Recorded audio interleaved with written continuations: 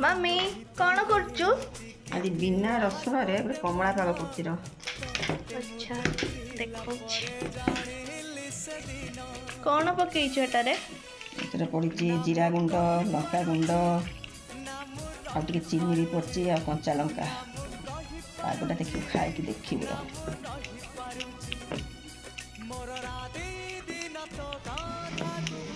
रसुन तो आज पड़बन ना, गुरुवार अच्छे मार्गशीर मास गुरुवार।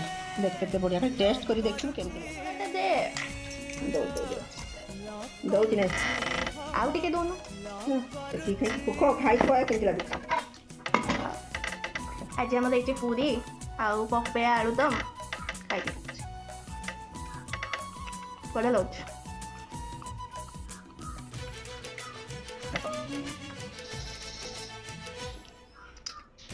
सबुठु मस्त एटा ही